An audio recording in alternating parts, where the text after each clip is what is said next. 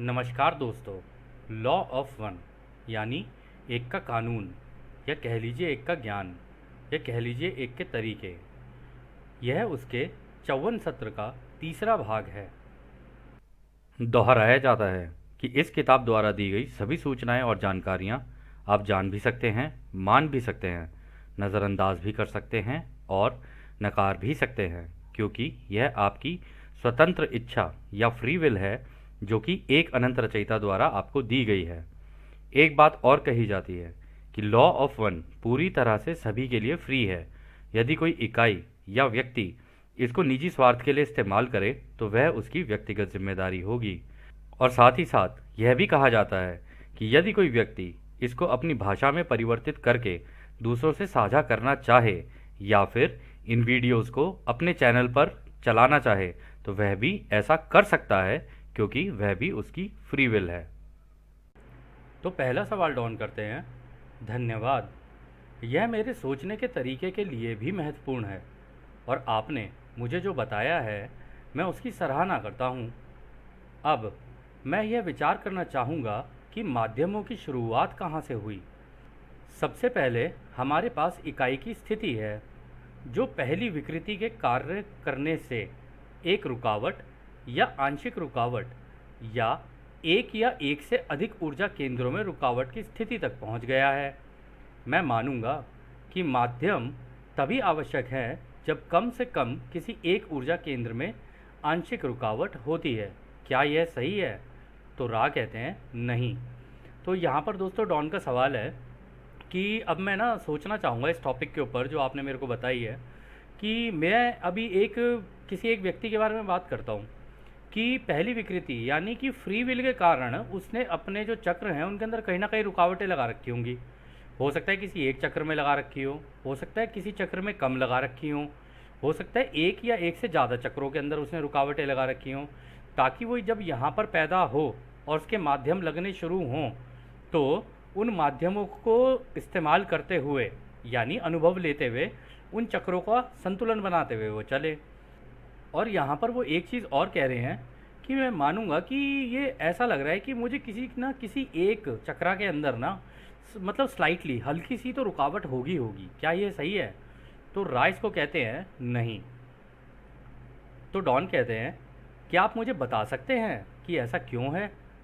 तो रा कहते हैं यद्यपि सबसे प्रमुख प्राथमिकता प्रत्येक ऊर्जा केंद्र को सक्रिय करना या उसे खोलना है, और उस बिंदु पर यह भी प्रमुख प्राथमिकता है कि ऊर्जाओं के बीच संतुलन को शुद्ध करके बेहतर बनाया जाए, ताकि उसकी पूरी कंपनता के अस्तित्व के सारे तार एक दूसरे के साथ एक स्वर में स्पष्ट रूप से एक सुर और तालमेल में रहें। खुद को इस संतुलन में लाना, एक सुर में लाना और तालमेल में लाना उस इकाई के लिए ज़्यादा महत्वपूर्ण है जो ज़्यादा विकसित या माहिर है। प्रत्येक ऊर्जा को उस सुंदरता के बिना भी सक्रिय किया जा सकता है जो कि उसकी निजी ऊर्जाओं के अनुशासन और प्रशंसा के द्वारा संभव होता है, या जिसे आप गहराई से अपने व्यक्तित्व को समझना या आत्मा की पहचान करना कह सकते हैं। तो दोस्तों यहाँ पर रा ने बड़ा इंपॉर्टेंट जवाब दिया है। रा ने कहा है कि देखो, सबसे इम्पॉर्टेंट चीज़ जो होती है, सबसे पहली प्राइमरी चीज़ जो होती है ना, वो ये होती है कि जो चक्रास होते हैं ना हमारे जितने भी, उनके अंदर ऊर्जा तो होती है। जब बच्चा पैदा होता है उसके अंदर ऊर्जा तो रहेगी, लेकिन अभी तक उसके अनुभव शुरू नहीं हुए हैं। जब वो पैदा होता है, पैदा होते ही उसके अनुभव होने शुरू होते हैं। तो सबसे पहला काम ये होता है कि उन चक्रों को एक्टिवेट करना जो कि अनुभवों से एक्टिवेट होते हैं। ठीक है, सभी के होते हैं, किसी के कम होते हैं, किसी के ज़्यादा होते हैं, किसी का कोई चक्र एक्टिवेट होता है, किसी का कोई होता है। ठीक है, तो फिर वो कहते हैं फिर आगे आगे दूसरी जो प्राइमल जो एक एक्टिविटी करनी होती है कि इनके बीच में ना एक बहुत ही प्योर एक बैलेंस लाना होता है। ठीक है, वो कह रहे हैं ना शुद्ध संतुलन, कह रहे उसको जितना हो सके ना उतना अच्छे से अच्छा बनाया जाए कि ये ऐसा हो जाए जैसे म्यूज़िक चलता है ना, बिल्कुल म्यूज़िक की तरह इसके आपस में एक दूसरे के साथ अच्छा संतुलन बने सभी चक्रों का, कि उस व्यक्ति के अंदर एकदम ऐसा हो कि एकदम मधुरता सी हो उसके चक्रों के अंदर, नीचे से लेके ऊपर तक, ऊपर से लेके नीचे तक ऊर्जा जिस तरीके से चलनी चाहिए ना बिल्कुल वैसे ही चले। फिर उसमें आगे वो ये कहते हैं कि खुद को संतुलन में भी लाना, एक सुर में लाना, ये सारी चीज़ें जो है ना, हालांकि ये एक बहुत ही हाईली एडवांस्ड मेडिटेटर का काम है। जो मेडिटेशन कर करके अपने आप को उस लेवल पे ला चुका है और इसको करते करते इसका एक माहिर बन चुका है। अब इसके विपरीत वो ये कह रहे हैं कि देखो, अब हर ये जो चक्र है ना आपका, उसकी सुंदरता को बिना सक्रिय किए भी किया जा सकता है। कि मतलब ये ज़रूरी नहीं है कि उसको एक्टिवेट करो, कि आप अपने अनुभव बस लेते चले जाओ, जैसे जैसे झुकाव बनता जाए वैसे वैसे करते जाओ। और इनको एक्टिवेट करने का जो तरीका है ना, वो ये है कि आप अनुशासन और प्रशंसा के द्वारा ही संभव हो सकता है ये, कि आपके अंदर एक अनुशासन होना चाहिए, पहली बात। दूसरा प्रशंसा, दूसरों की प्रशंसा और खुद की प्रशंसा। और सबसे इम्पॉर्टेंट चीज़, अपने आप का व्यक्तित्व समझ लेना कि यार मैं कैसा हूँ। अपने ऊपर जितना ज़्यादा काम करते जाओगे ना, उतना बेहतर। ये मत सोचो कि सामने वाला क्या कर रहा है क्या नहीं कर रहा है। वो जो कर रहा है वो उसकी इच्छा है, ठीक है। हो सकता है वो अनजान हो सकता है उसको ये पता ही ना हो कि रचयिता ने कुछ तरीके बनाए हुए हैं, उन तरीकों के हिसाब से चलना होता है। क्योंकि रचयिता भी उन्हीं तरीकों के हिसाब से अपने आप को जानते हुए चल रहे हैं और पूरे ब्रह्मांड की जानकारी वो ऐसी ले रहे हैं। तो वो ये कह रहे हैं कि सबसे इंपॉर्टेंट चीज़ ये, एक तो अपने आप को ही समझते चले जाओ, रचयिता भी तो अपने आप को ही समझ रहे हैं। और अपनी आत्मा की पहचान करना कि भाई ये जो मेरी आत्मा है इसको क्या चाहिए, इसको भी तो प्रोग्रेस चाहिए। आत्मा को क्या चाहिए होता है? आत्मा किसी के अंदर, हम लोगों के अंदर ना दोस्तों ट्रैप होती है। वो ट्रैप इसलिए होती है, हम लोगों को कभी कभी अजीब सी एक मतलब खिंचाव सा महसूस होता है, एक चिड़न सी महसूस होती है, अजीब सा होने लग जाता है ना कभी कभी ज़िंदगी के अंदर। उसका कारण ये है कि वो जो आत्मा है ना, वो तो खुलकर अनुभव लेना चाहती है, लेकिन हमने अपने ऊपर लिमिट इतनी लगा रखी होती है, कहीं बाहर की लिमिट, कहीं इसकी लिमिट, कहीं उसकी लिमिट, अलग अलग तरीके की लिमिट्स हैं। और ये सारी वो लिमिट्स हैं जो हमने अपनी आज़ादी का इस्तेमाल करते हुए खुद ही लगाई हैं।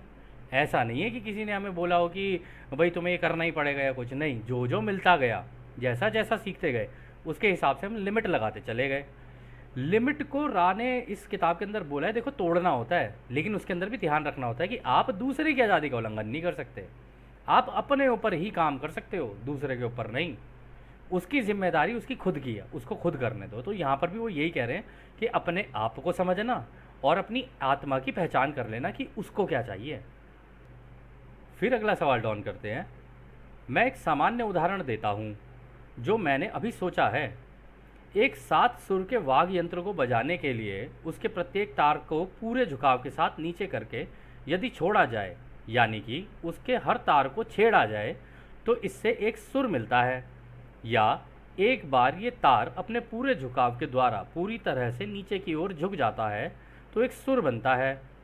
इस तरीके से सुर बनाने की बजाय यदि हम व्यक्तिगत रचनात्मक व्यक्तित्व को लें और सभी तारों को एक एक करके उचित मात्रा में उचित क्रम में छेड़ा जाए, तो इससे संगीत बनेगा। क्या यह सही है? तो रा कहते हैं यह सही है। संतुलित व्यक्ति में ऊर्जाएं उसी स्थिति में रहकर रचयिता के हाथ की प्रतीक्षा करती हैं, ताकि रचयिता इसके तार को एक सामंजस्य में या सुर में छेड़ें। तो दोस्तों ये भी बहुत इंपॉर्टेंट पॉइंट है। उन्होंने कहा, डॉन ने कहा कि देखो, अगर मैं किसी म्यूज़िकल इंस्ट्रूमेंट की बात करूं, जैसे कि मान लीजिए गिटार हो गया, सितार हो गया, तो उसकी तार को जो है ना नीचे खींचा जाता है। खींच के जब आप छोड़ोगे ना उसको, तब वो कांपना शुरू करेगी। उसकी कंपन से एक साउंड निकलता है, ठीक है। अब उसके अंदर अलग अलग नोट्स भी हो सकते हैं, सा रे गा मा पा दा नी सा। अब आप जिस नोट को दबाकर और जितनी तेज उस तार को खींचोगे, उसी हिसाब से उसका साउंड बनेगा, ठीक है।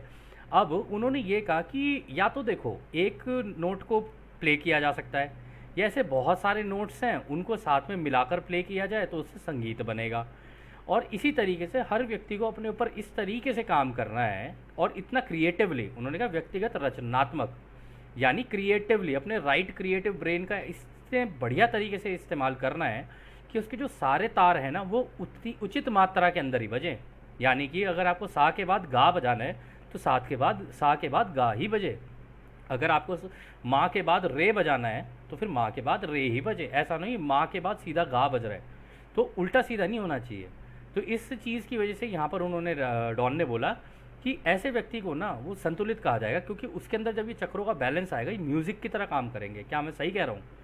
तो राइस का जवाब देते हैं, कहते हैं एक संतुलित व्यक्ति जो होगा ना, उसकी ऊर्जाएं कुछ इस तरीके की होंगी, उसने अपने चक्रों का संतुलन कुछ इस तरीके से बना लिया होगा कि एक तो अपने आप में मधुरता आ जाएगी उसके अंदर, ठीक है। और जैसे जैसे ये करता जाएगा ना, आपको याद होगा रा ने बोला था कि जब उसका रचयिता के साथ अपना संपर्क बनता है तो उसका ये जो सर होता है ना, सर के ऊपर से उसकी बीमिंग होनी शुरू हो जाती है।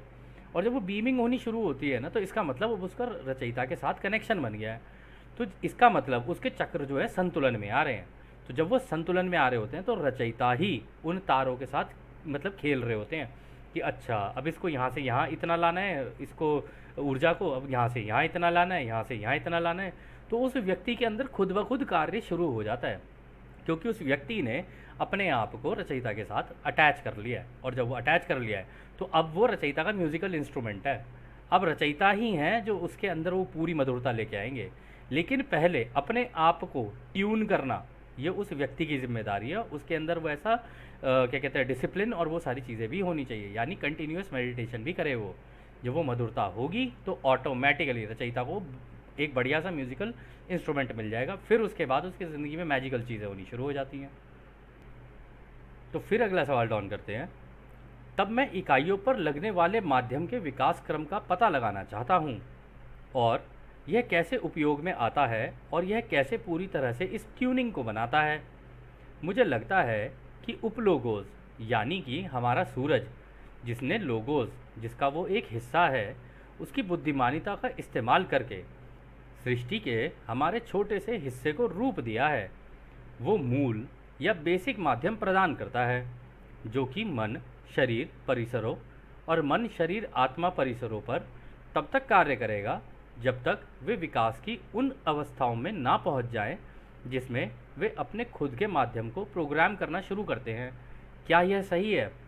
तो दोस्तों यहाँ पर डॉन ने जो सवाल किया, उन्होंने कहा कि अब मैं ये जानना चाहता हूँ हमारी ज़िंदगियों में ये जो माध्यम लगते हैं, दुख तकलीफ़ें खुशियाँ, ये सारी चीज़ें अलग अलग तरीके के अनुभव जो चल रहे होते हैं, उसके अंदर अचानक से हम सोच कुछ और रहे होते हैं, घट कुछ और जाता है और इस तरीके की चीज़ें चल रही होती हैं।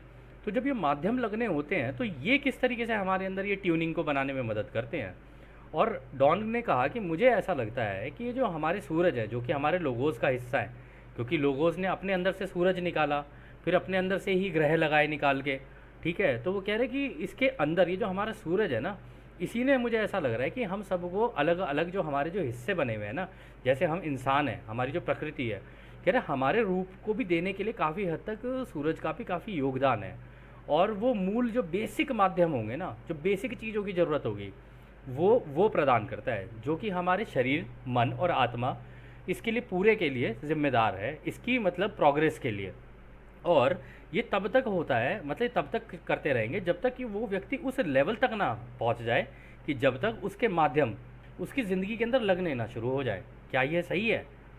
तो राह कहते हैं यह आंशिक रूप से सही है। उपलोगोज यानी कि हमारा सूरज नीचे के ऊर्जा स्तरों पर माध्यम लगाता है। पहली तिकड़ी यानी कि लाल नारंगी और पीली किरण, जिसका संबंध भौतिक शरीर के जीवित रहने या अस्तित्व से होता है। ऊपर के ऊर्जा केंद्रों में माध्यम खुद इकाई के झुकाव के कारण लगता है, जो उसने सारे अनियमित और निर्देशित अनुभव के जवाब में लगाए होते हैं।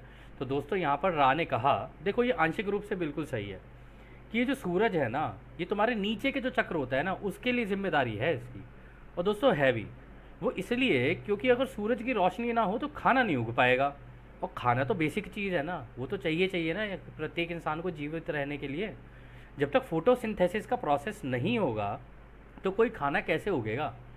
तो वो कह रहे कि उसके बाद जब वो खाना वाना खाएगा, जब खाना खा लेता है, पेट भर गया, सारी खाने की इच्छा पूरी हो गई, अब फिर कोई और इच्छा होगी। तो ये सारी चीज़ है ना, केवल उस एक सूरज की वजह से, वो जो खाना प्रदान करता है ना, उसके कारण एक्टिवेशन वहाँ से शुरू होता है।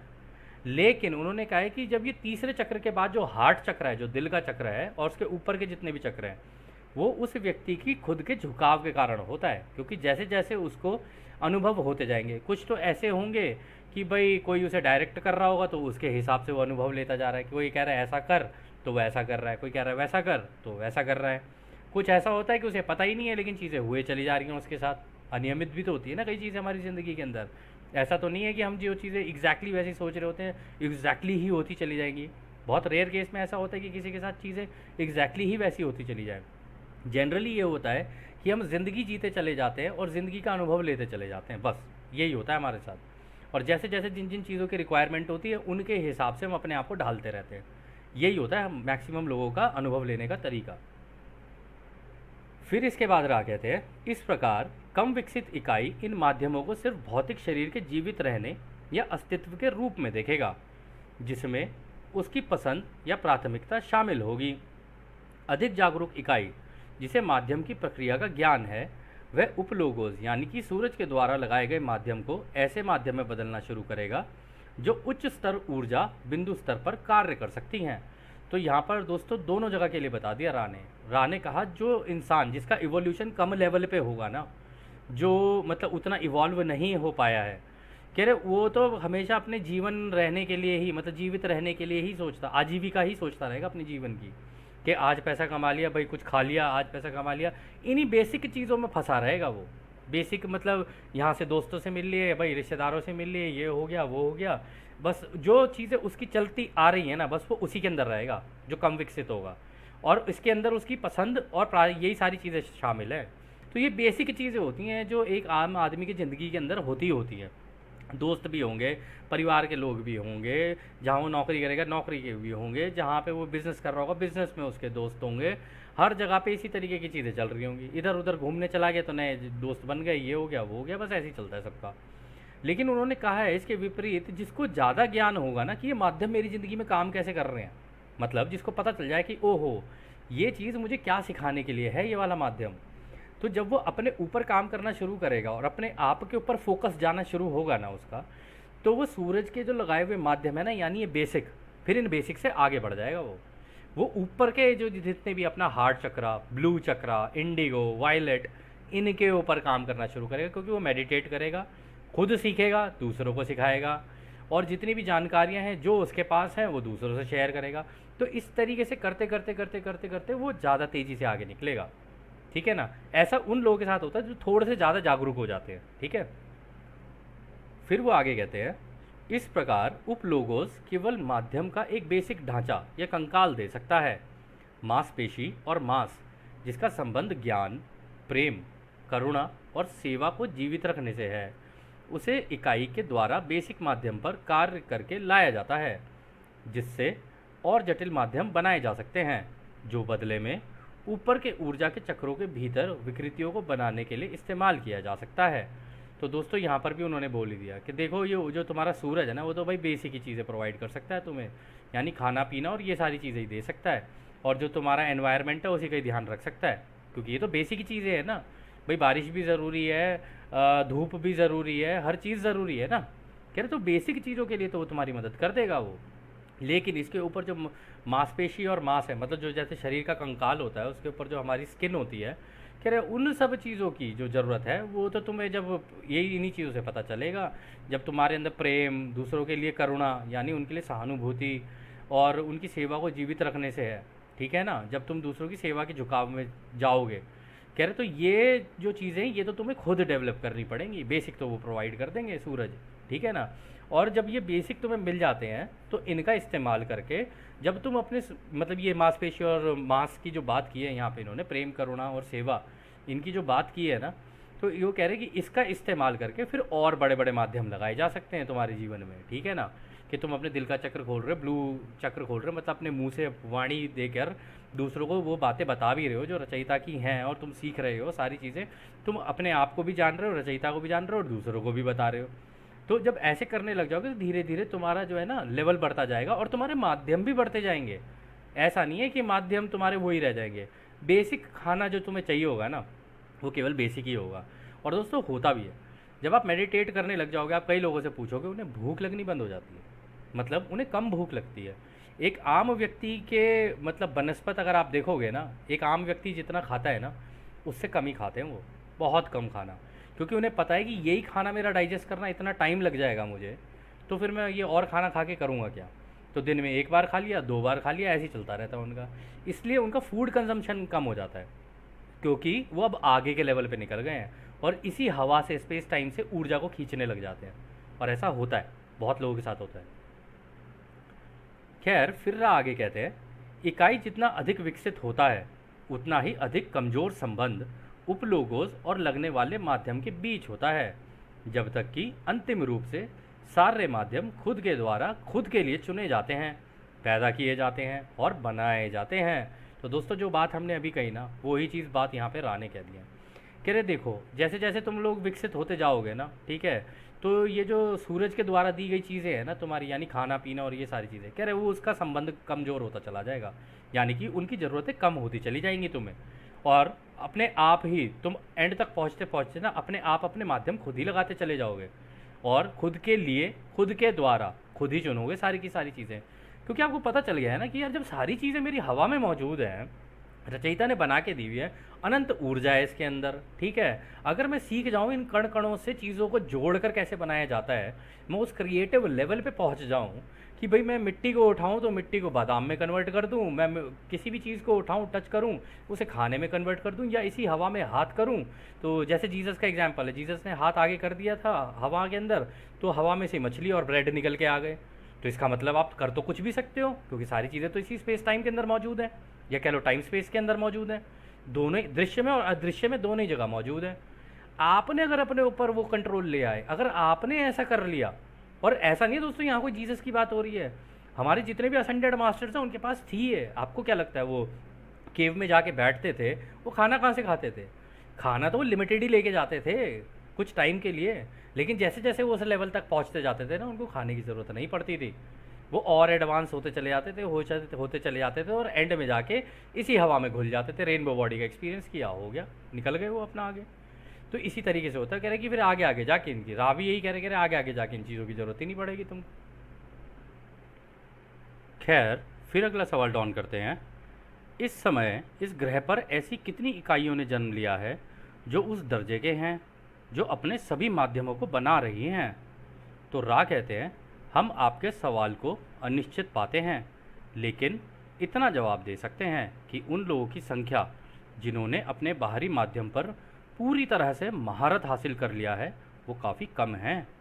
इस स्थान समय के बंधन में कटाई योग्य अधिकांश लोगों का बाहरी मायाजाल पर आंशिक नियंत्रण है, और वो बाहरी माध्यम का इस्तेमाल अपने उस झुकाव पर करते हैं जो अभी संतुलित नहीं है। तो दोस्तों रा ने बहुत बढ़िया जवाब दिया यहाँ पे। डॉन ने पूछा, क्या आप ऐसा बता सकते हो हमें कि यहाँ पर अभी कितने लोग हैं हमारी इस धरती के ऊपर जो उस लेवल पे पहुँच चुके हैं, जिन्होंने ये मतलब पूरा कंट्रोल ले लिया हो, मतलब अपने ऊपर पूरा कंट्रोल ले लिया, और अपना ये जो बाहर का माया जाल है ना इसके ऊपर भी उनका कंट्रोल हो, यानी कि इसी हवा के अंदर जो रोशनी के कण कण है ना उनका इस्तेमाल करना सीख गए हों? क्या ऐसे हैं कोई? तो रा ने कहा कि देखो ये अनिश्चित है, पाते हैं इस सवाल को हम, वो इसलिए क्योंकि एग्जैक्टली कहना तो मुश्किल है, क्योंकि सब लोग प्रोग्रेस कर रहे हैं। अब किसी से हो रहा है, किसी से नहीं हो रहा है, किसी से हो रहा है, किसी से नहीं हो रहा है, कोई कर लेता है तो छोड़ देता है, कोई कर रहा है तो करता ही चला जाता है, तो ये नंबर भी चेंज होता रहेगा।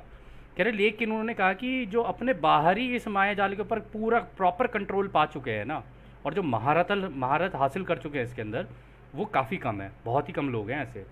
लेकिन उन्होंने ये कहा है कि कटाई योग्य बनने के लिए ना काफ़ी लोग जो तुम्हारे यहाँ पर है ना, अधिकांश लोग जो है वो जो बाहर का माया जाल है ना उसके ऊपर आंशिक नियंत्रण है उनका, मतलब थोड़ा थोड़ा नियंत्रण है। वो अभी तक बाहर के माध्यमों का ही इस्तेमाल कर रहे हैं, यानी बाहर में जो अनुभव उनके चल रहे हैं ना उसकी वजह से उनके झुकाव बनते जा रहे हैं, अगर बन गए तो। और क्योंकि अंत तक पहुँचते पहुँचते जैसे रा ने कहा था कि भाई कुछ भी इधर का उधर नहीं होगा, या तो सारे मतलब जिनको पॉजिटिव झुकना है वो पूरे पॉजिटिव ही हो जाएंगे, जिनको नेगेटिव होना है वो पूरे नेगेटिव ही हो जाएंगे, बीच का कुछ नहीं बचने वाला एंड तक पहुँचते पहुँचते।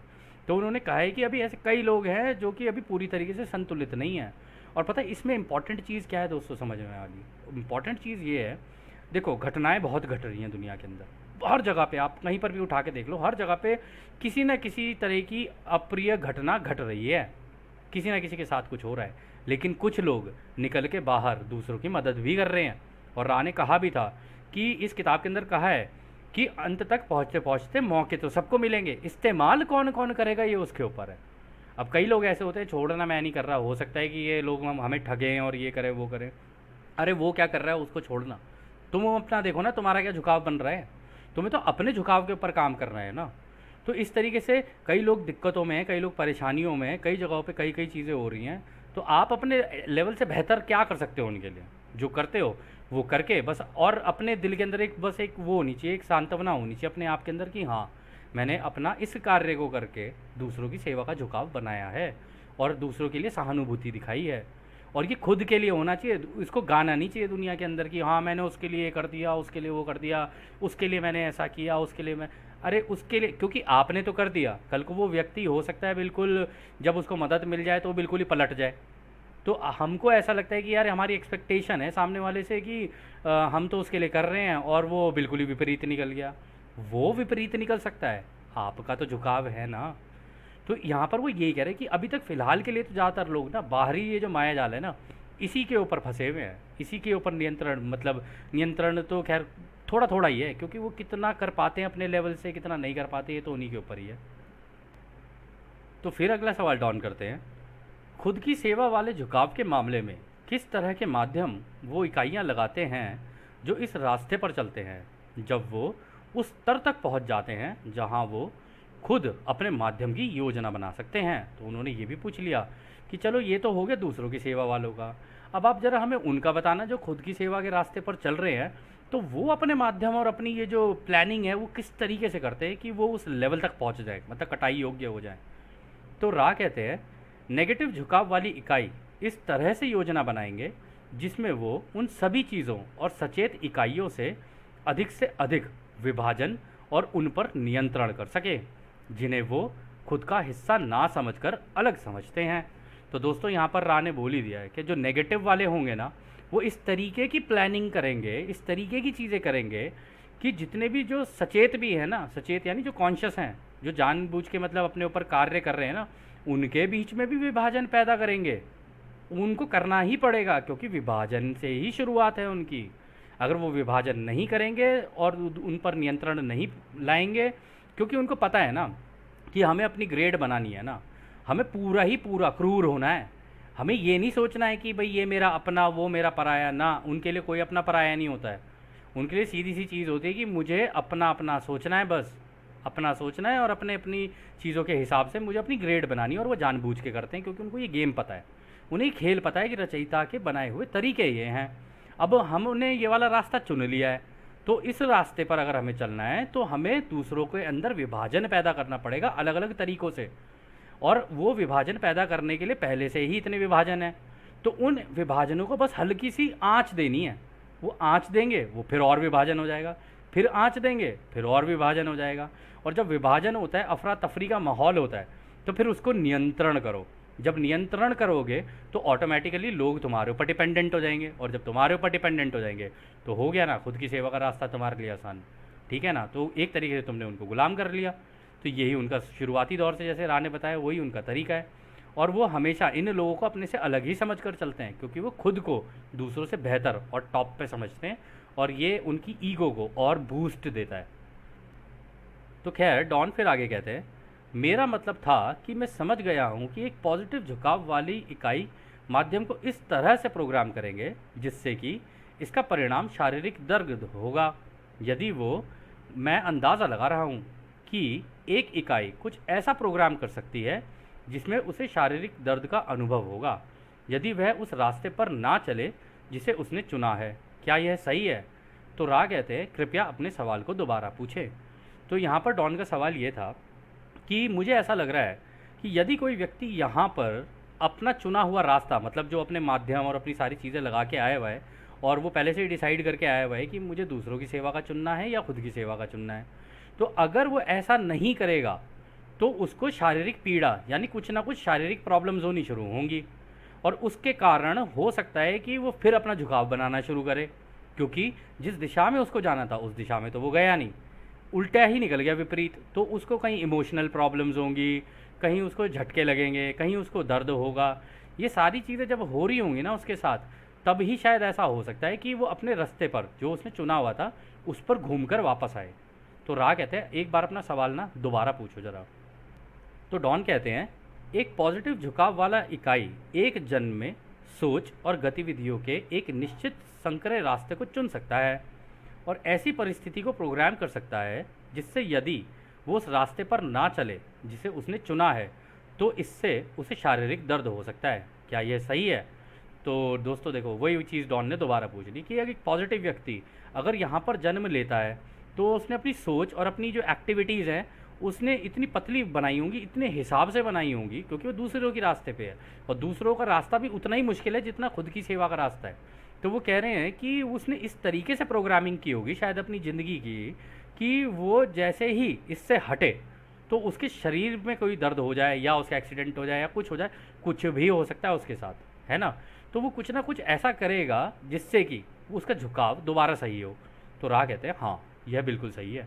तो दोस्तों ऐसा हो भी जाता है, जब लोगों को ज़िंदगी में झटके और दुख और दर्द और तकलीफ़ें होती हैं ना, तभी भगवान को ढूंढते हैं, वरना कोई नहीं ढूंढता। वरना सब अपने आराम आराम से ज़िंदगी चल रही होती है कि बस पूजा की और अपना आगे निकल गए। हालांकि राह ने बोला है कि वो भी ठीक ही है, लेकिन तुम्हें कंटिन्यूसली अपना रास्ता ढूंढना है कि ये मेरा रास्ता है, ये मेरा झुकाव है, और उसके ऊपर झुकाव बनाते ही चले जाना है। और जितना ज़्यादा बनाते चले जाओगे ना, इसी से ही तुम्हारी कटाई अगली घनत्वता में होगी। खैर, अगला सवाल डॉन करते हैं, क्या एक नेगेटिव झुकाव वाली इकाई ऐसा कुछ करेगा? क्या आप मुझे एक उदाहरण उनका भी दे सकते हैं? तो यहाँ पे डॉन ने पूछ लिया कि नेगेटिव वालों के साथ भी क्या कुछ ऐसा ही होता है। तो राइस का जवाब देते हैं, एक नेगेटिव झुकाव वाला व्यक्तिगत इकाई आमतौर पर धन के लिए, आसान जीवन के लिए और अधिकतम ताकत पाने के अवसरों के लिए प्रोग्राम करेगा। इस प्रकार कई नेगेटिव इकाइयों में एक शारीरिक विकृति होती है जिसे आप खराब स्वास्थ्य कहते हैं। हालांकि एक नेगेटिव झुकाव वाला इकाई क्रोध, घृणा और हताशा जैसे तथाकथित नेगेटिव भावनात्मक विचार प्रक्रिया में सुधार करने के लिए एक दर्दनाक स्थिति चुन सकते हैं। ऐसी इकाई अपने पूरे जीवन के अनुभव को घृणा या क्रोध के बिना धार वाले ब्लंट किनारे को तेज करने में इस्तेमाल कर सकते हैं, ताकि उनका झुकाव और अधिक नेगेटिव या विभाजित ध्रुव का हो सके। तो दोस्तों नेगेटिव वालों का भी उन्होंने बता ही दिया है। उन्होंने कहा है कि देखो, जो नेगेटिव वाला होगा ना, वो ज़्यादातर पैसे के पीछे भागेगा। जितना हो सके उसके पास पैसा हो, जितना हो सके वो बस उस पैसे के लिए पागल मिलेगा आपको, और जितना हो सके उसका जीवन आसान हो, उसके पास अच्छी अच्छी लग्जरी चीज़ें हों, जितना हो सके वो लग्जरी के पीछे भागेगा हमेशा, नेगेटिव झुकाव वाला व्यक्ति। और हमेशा कोशिश करेगा ताकत पाने के लिए अपने आप को। उसने प्रोग्रामिंग इस तरीके से की होती है कि उसको उसी तरीके के अवसर भी मिलते जाएंगे कि वो जितना हो सके पावर में आए, जितना हो सके ऊपर आए, पावर में आए, खूब धन, खूब आसान जीवन, खूब ताकत हो उसके पास, क्योंकि जो टॉप में बैठा है उसके पास तो ताकत है ही, उसे तो किसी चीज़ की कमी है ही नहीं, किसी चीज़ की भी कमी नहीं है उसके पास, सारी चीज़ें तो उसके पास अवेलेबल हैं। फिर भी हम लोग ऐसे होते हैं जो ऐसे लोगों से अपना दिल लगा बैठते हैं। उसके कारण होता क्या है, हमें पड़ जाते हैं झटके, जबकि हमारा रास्ता तो कुछ और है या हमारे माध्यम कुछ और हैं। इसलिए प्रत्येक व्यक्ति का माध्यम अलग अलग होता है।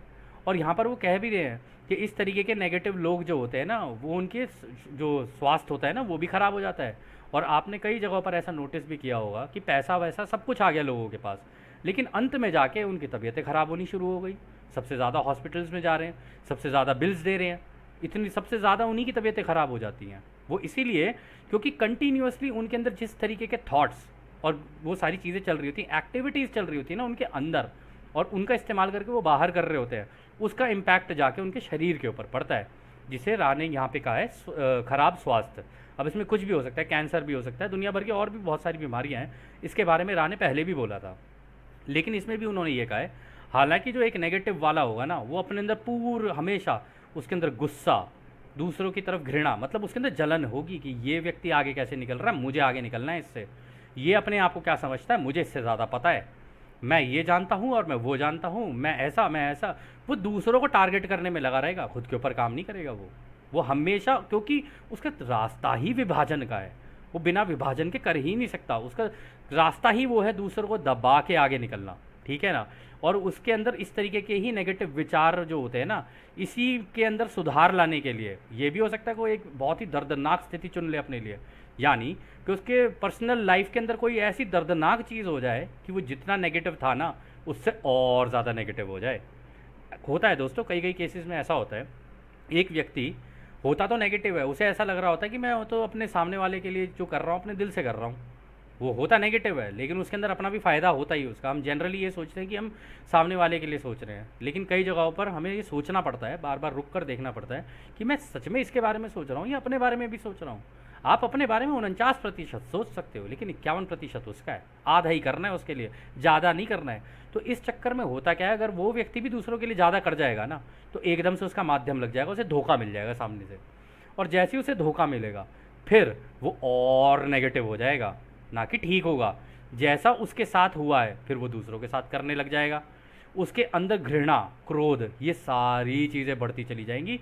और जैसे उन्होंने कहा ना यहाँ पे, इसमें बिल्कुल चाकू की धार की तरह हो जाएगा। फिर वो इतना क्रोधित और इतना घृणा वाला हो जाएगा, दूसरों से जलन, दूसरों से अपने आप को कंपेयर करना, दूसरों से बेहतर बनने की कोशिश में ही निकल जाएगा वो। और इससे उसका नेगेटिव झुकाव, ये जो है ना ध्रुवता, उसकी बढ़ती चली जाएगी, बढ़ती चली जाएगी। ये इसी तरीके से ही काम करता है, क्योंकि उसने माध्यम ही ऐसा लगाया है। धोखा, दर्द, अपनों से ही धोखा मिल जाना, इस तरीके की चीज़ें हो जाएंगी उसके साथ। लेकिन जो पॉजिटिव वाला होगा ना, उसे अपनों से धोखा भी मिल जाएगा ना, तब भी भोला सही है, सीधा सीधा ही निकलता जाएगा। कह रहे नहीं यार, अब जो धोखा मिल भी जाए तो क्या करें, हमेरा तो रास्ता ही है, मुझे अच्छा लगता है दूसरों के लिए करने के लिए, इसलिए मैं करता हूँ। तो वो करता ही चला जाएगा, करता ही चला जाएगा, वो नहीं सोचेगा इन चीज़ों के बारे में। तो इस तरीके से झुकाव बनाने पड़ते हैं अपने, और हमेशा अपने ऊपर ही कार्य करना पड़ता है। तो खैर दोस्तों, यह सत्र भी अब हम यहीं समाप्त करते हैं। और जैसे कि राह हमेशा कहते हैं, अब हम आपको उस एक अनंत रचयिता के प्रेम, उसकी रोशनी, उसकी शक्ति और उसकी शांति में छोड़कर चलते हैं। आदने हमारे दोस्तों, आदने वासु। धन्यवाद।